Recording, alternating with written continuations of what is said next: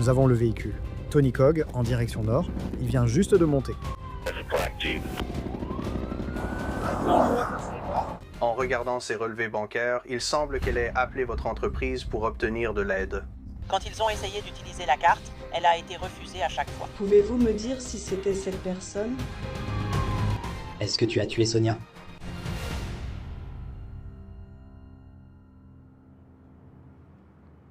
« 13 octobre 2025. Le département des forces de l'ordre de Floride reçoit une demande urgente d'Interpol. Les autorités britanniques sollicitent leur aide pour une disparition.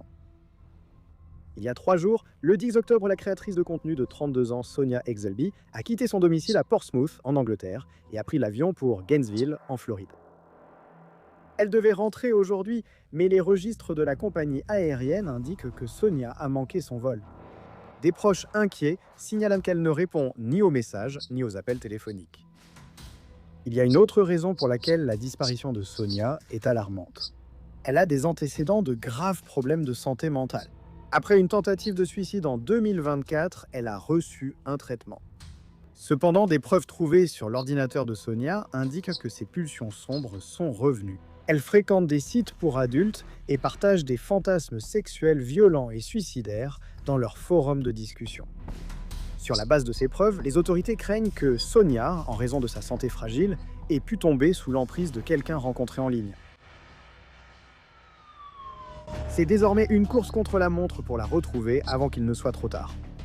Le département des forces de l'ordre de Floride intervient aussitôt. Ils accèdent au relevé bancaire de Sonia et découvrent un indice potentiel. Le 11 octobre, le lendemain de son arrivée à Gainesville, une entreprise locale a tenté à plusieurs reprises, sans succès, de débiter la carte bancaire de Sonia.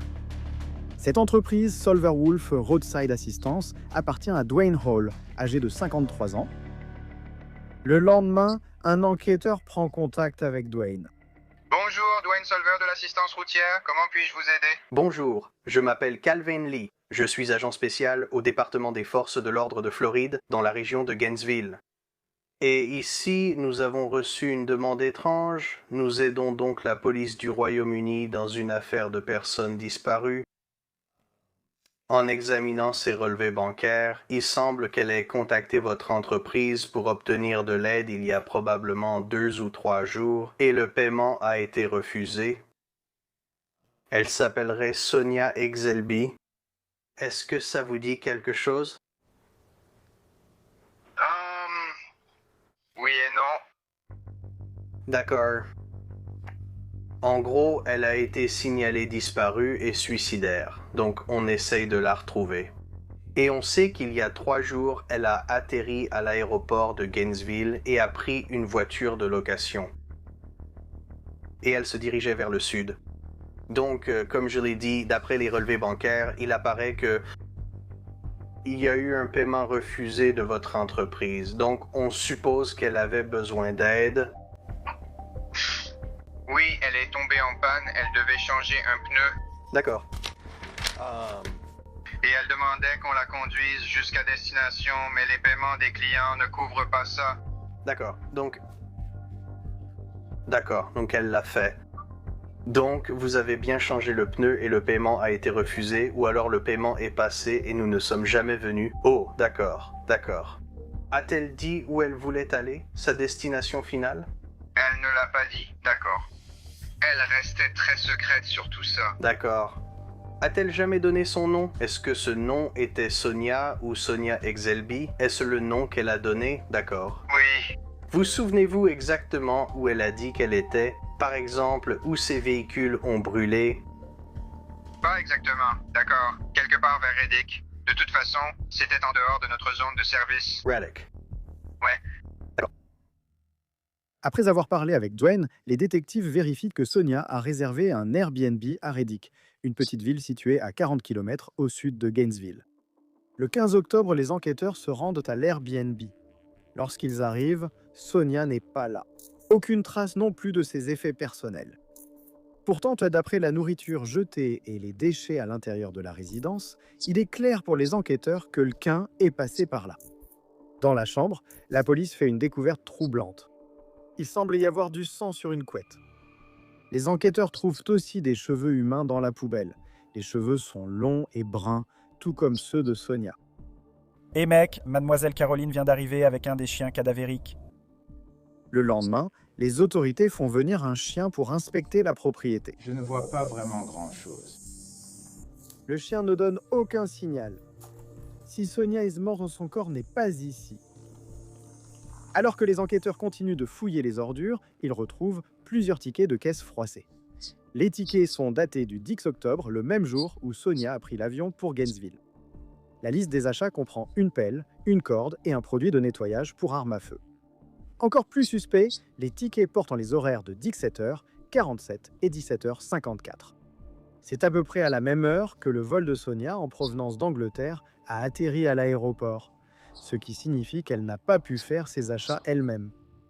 Les techniciens de la police scientifique analysent toujours l'Airbnb pour l'ADN et les empreintes, tandis que les enquêteurs remontent les tickets de caisse jusqu'à un magasin de Gainesville et réclament les images du 10 octobre. En examinant les images, les autorités font une découverte majeure. L'acheteur à l'origine de ces tickets de caisse est Dwayne Hall. Les enquêteurs récupèrent aussi les images de vidéosurveillance de l'aéroport de Gainesville. Il s'avère que Sonia n'a jamais loué de voiture. Les images montrent qu'elle a été prise en charge par Dwayne dans sa Jeep noire vers 18h30, moins d'une heure après qu'il ait été filmé au magasin. Pour les enquêteurs, la vidéo prouve que l'histoire de Dwayne était un mensonge. Cela signifie aussi que Dwayne a peut-être été la dernière personne avec qui Sonia se trouvait avant sa disparition. Nous avons le véhicule. Tony Cog, en direction du nord, vient juste de s'engager. Maintenant, au fait... Le 17 octobre, les autorités retrouvent Dwayne. Maintenant, tu penses être sur la voie numéro 2 ou sur la voie numéro 1? C'est la Jeep noire.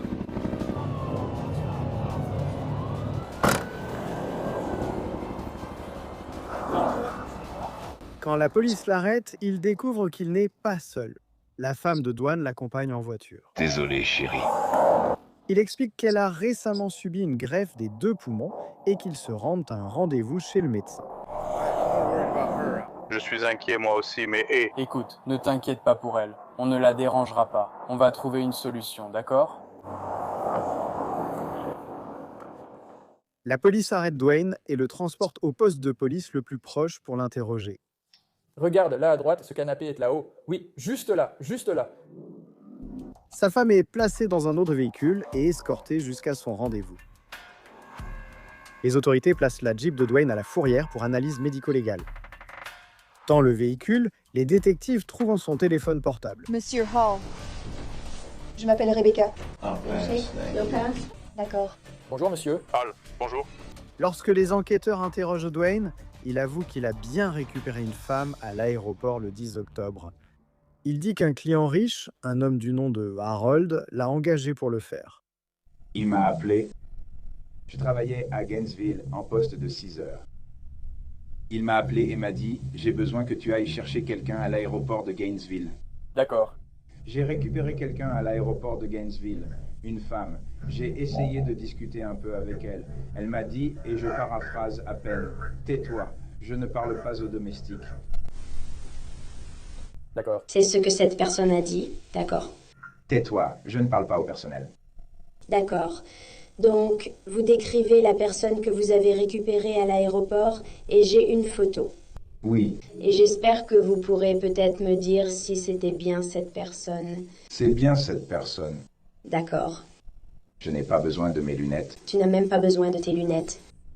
Dwayne identifie Sonia Exelby comme la femme qu'il a prise en charge le 10 octobre. Il dit qu'il l'a conduite à l'Airbnb où Harold les attendait. Elle est sortie de ma voiture, s'est approchée de lui comme si elle le connaissait, l'a enlacé, puis est montée. Qu'est-ce que c'était? Peut-être une Cadillac Eldorado des années 70 avec un chauffeur à part, aux vitres teintées, et ils sont partis. Et c'était Harold mort. Harold. Oh. Je doute que ce soit un vrai nom. Pour vérifier son histoire, la police demande à Dwayne les coordonnées de Harold. Mais Dwayne dit qu'il y a un problème. Toute preuve de communication entre lui et Harold a mystérieusement disparu de son téléphone. Je déteste tout ça en ce moment car je ne peux pas prouver l'autre version de l'histoire. Toutes mes preuves numériques ont disparu. Qu'est-ce que je suis censé faire avec ça? Comment suis-je censé, vous savez, comment suis-je censé vous faire croire ma version des faits alors que tout laisse penser que j'ai quelque chose à voir avec cette histoire en ce moment, vous voyez? Pouvez-vous nous autoriser à extraire les données de votre téléphone? Faire une extraction complète du téléphone. On peut essayer de trouver ces éléments parce que, très souvent, quand on fait une extraction numérique d'un appareil, il arrive qu'on retrouve des choses que les gens ont supprimées. Les gens effacent des messages et autres, mais ils restent sur le téléphone, sur le disque dur. C'est juste que l'espace est réattribué à de l'espace libre, donc on ne voit pas que c'est supprimé. On voit que c'est supprimé, mais c'est toujours là. Seriez-vous prêt à faire ça? Eh bien, je veux dire, je ne vois pas vraiment de problème avec ça, mais je ne sais pas vraiment. Je demande juste... Pas vraiment. Je n'aime pas vraiment ça. Si je dis non, qu'est-ce que tu vas faire? Tu vas aller obtenir un mandat et tu vas aller jeter un coup d'œil de toute façon. Je demande, car tu as dit vouloir être utile. Tu es en train de dire que je ne voulais pas aider? Non. Non, laisse-moi finir. Tu dis que des choses ont disparu de ton téléphone, donc j'essaie de comprendre ce qui s'est passé. Qu'est-ce que tu veux? Qu'est-ce que tu veux? Si tu veux quelque chose de précis, ça ne me pose aucun problème. Si tu veux fouiller dans mes historiques d'appels, si tu veux fouiller dans mes messages, si tu veux fouiller dans mes emails. D'accord. Je n'aurais peut-être rien contre ça. D'accord. Mais le reste de mes affaires, c'est à moi en premier, mec. Tu vois, d'accord? C'est mon porno. Mais tu le regardes comme du porno. Mec. Mais, tu sais...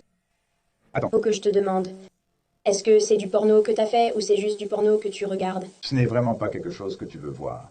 Tu fais des trucs bizarres? Eh bien, qu'est-ce que tu crois? Et si on regardait ça? Peut-être juste un petit peu. Voilà pourquoi je suis ici.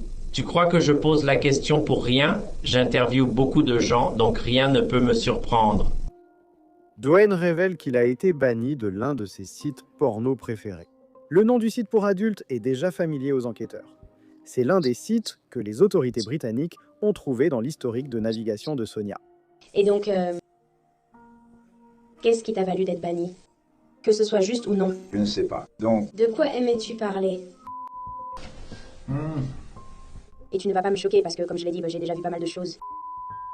Voyons voir. Je suis dans le bondage hardcore, d'accord. J'aime le bondage en forme de cœur.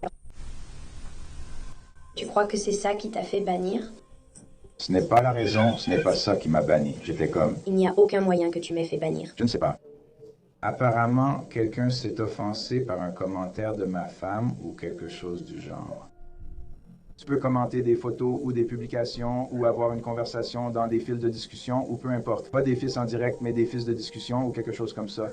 Je pense que quelque chose là-bas a pu me faire bannir parce qu'il y a certains mots que tu n'as pas le droit d'utiliser et cette liste semble s'allonger chaque mois.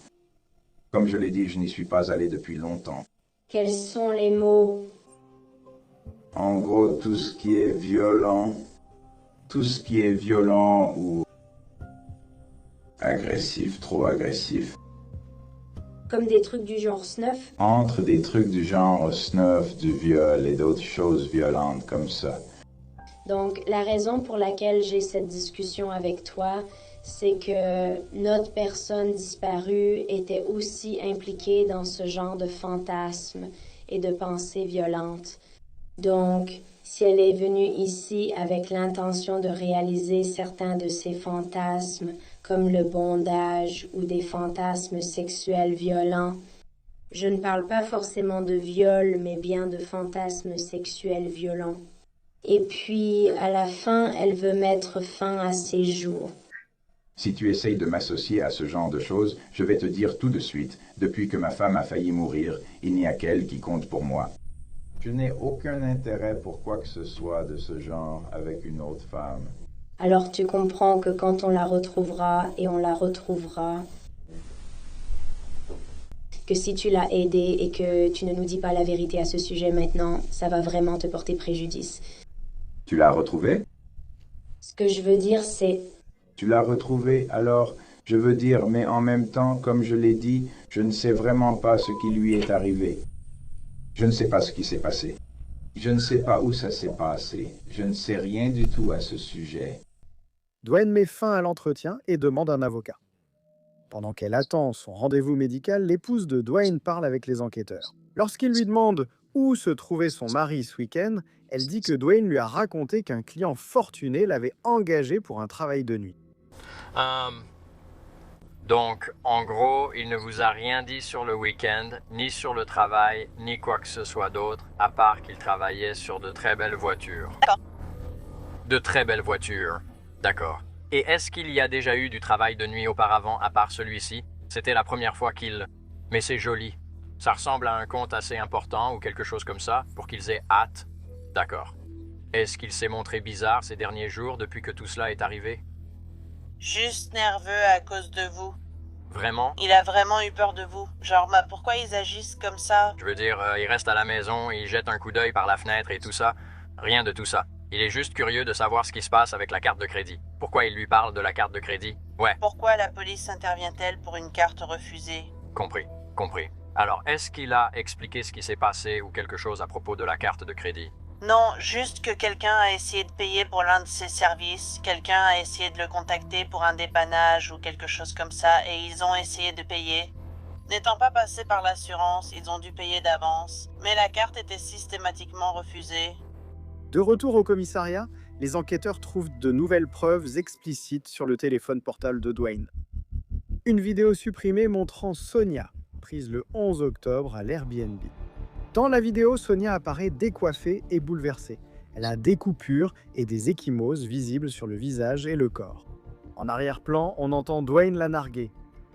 La vidéo glaçante inquiète les enquêteurs, qui craignent que Sonia soit morte, et ils soupçonnent Dwayne de savoir ce qui lui est arrivé. Cependant, sans corps ni aveu, il n'y a toujours pas de preuve irréfutable de sa possible implication. Plus tard dans la journée, alors que les recherches pour retrouver Sonia se poursuivent, Dwayne fait une demande. Aviez-vous besoin de nous pour quelque chose? Oui. Vous avez une minute? J'aimerais vous parler. Vous deux, et vous aussi, je pense. D'accord. De quoi aimeriez-vous parler? Je veux essentiellement revenir sur toute ma déclaration. Vous voulez revenir sur l'ensemble de votre déclaration? Oui. D'accord. Eh bien, avant, nous avons parlé de...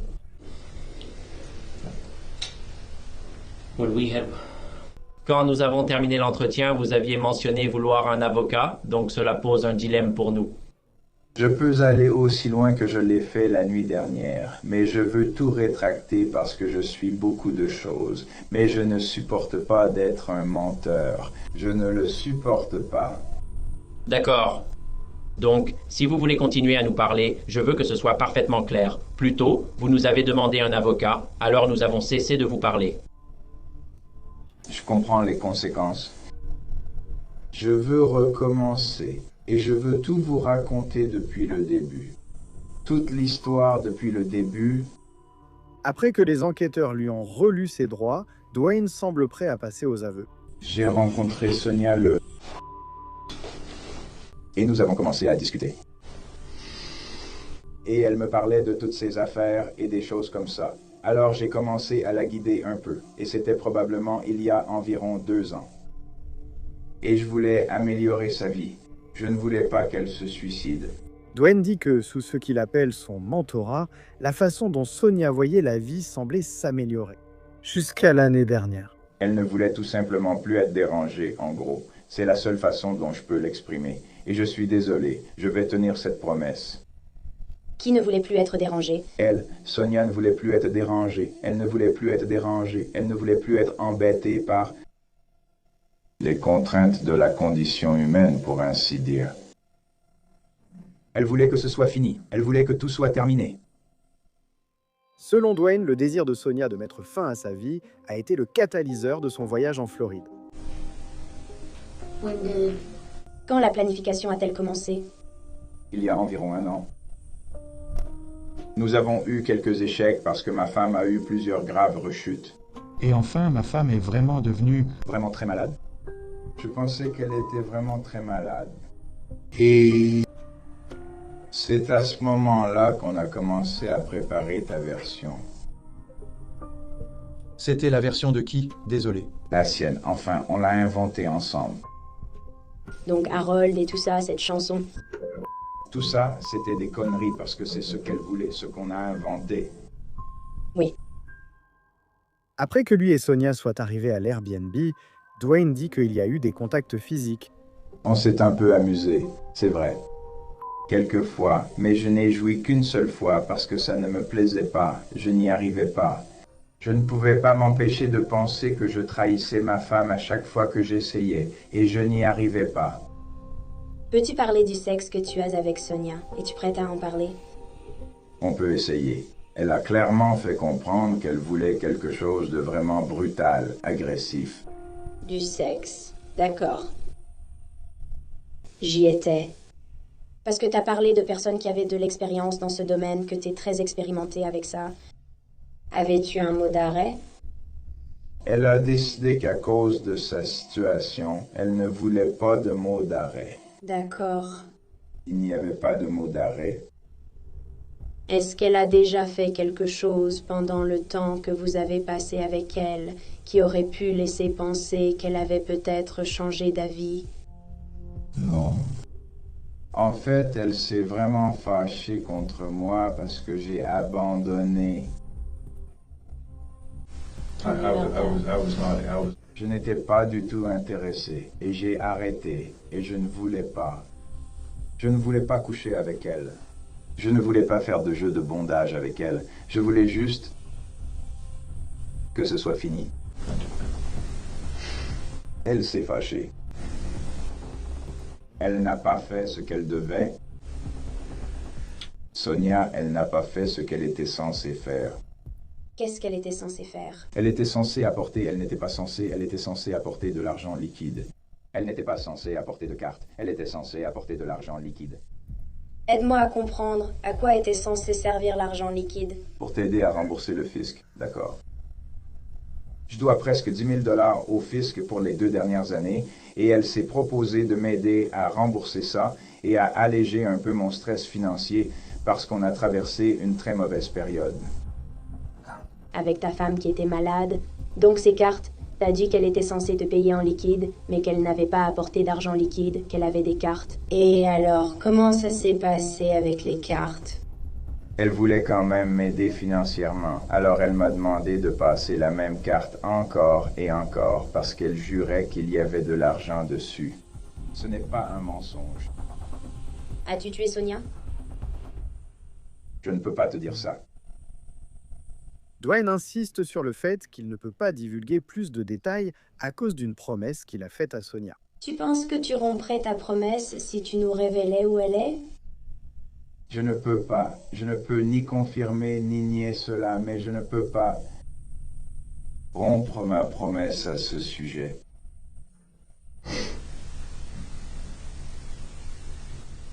Je ne peux pas te dire où elle est allée et je ne peux rien te dire à ce sujet. Tu ne peux pas nous le dire à cause de la promesse. Oui. Après la déclaration énigmatique de Dwayne, il y a une avancée majeure dans l'affaire. Les équipes de recherche découvrent des restes humains à Marion Oaks, une zone rurale située à environ 47 km au sud de l'Airbnb de Sonia. Les enquêteurs ne parviennent pas à établir une identification formelle sur place, mais ils récupèrent un autre élément de preuve accablant. Près du corps, ils trouvent une étiquette de pelle. C'est exactement la même marque de pelle que celle que Dwayne avait achetée avant de retrouver Sonia. Les restes sont transportés au bureau du médecin légiste du comté de Marion. En attendant le rapport du médecin légiste, les enquêteurs décident d'arrêter Dwayne pour des chefs d'accusation connexes. Vous êtes en état d'arrestation pour fraude à la carte bancaire, pour avoir utilisé les cartes de Sonia. Vous m'accusez de fraude à la carte bancaire. Oui. D'autres chefs d'accusation vont tomber, c'est ça? Je ne sais pas.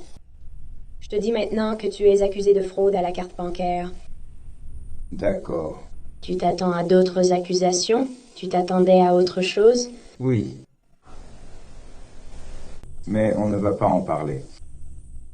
Le lendemain, le 18 octobre, le médecin légiste confirme que la victime est Sonia Exelby. La cause de sa mort, 4 blessures nées par arme blanche sur son corps. Il semble qu'elle ait été brutalement poignardée à mort. Alors que les enquêteurs continuent de monter leur dossier contre Dwayne, ils découvrent que le 11 octobre, Sonia a envoyé un message à une amie via une application de messagerie. Dans ce qui semble être son dernier message, Sonia ne mentionne pas le nom de Dwayne, mais elle exprime de la peur et des regrets.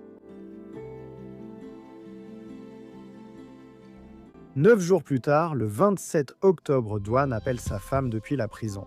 Au cours de l'appel, il mentionne délibérément qu'avant son arrestation, il a envoyé un colis à un ami. Les agents surveillèrent les appels de Dwayne. Grâce à l'un de ses comptes sur les réseaux sociaux, ils retrouvent l'ami et récupèrent le colis. À l'intérieur, ils trouvent un couteau ensanglanté. Les résultats des analyses médico-légales sont concluants. Le sang sur le couteau est celui de Sonia. L'ADN de Dwayne est également retrouvé sur le couteau. Le 17 novembre 2025, Dwayne Hall est officiellement arrêté et inculpé pour le meurtre et l'enlèvement de Sonia Exelby.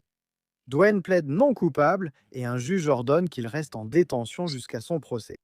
Les circonstances sont telles qu'aucune condition de remise en liberté sous caution ne garantirait votre présence au tribunal, ni la sécurité de la communauté, et les faits de cette affaire représentent une grande quantité de preuves contre vous. La date de son procès n'a pas encore été annoncée. Alors que la famille et les amis attendent que justice soit rendue, la mort de Sonia Exelby rappelle tragiquement la vulnérabilité et la fragilité des personnes souffrant de problèmes de santé mentale. Si vous ou quelqu'un que vous connaissez êtes en crise, appelez le 988 pour joindre la ligne d'aide en cas de suicide et de crise. Vous pouvez également appeler le réseau auparavant connu sous le nom de Ligne nationale de prévention du suicide au 800 2738 255. Envoyez le mot « HOME » par SMS au 74 1741 ou visitez speakingofsuicide.com/ressources pour obtenir une aide supplémentaire.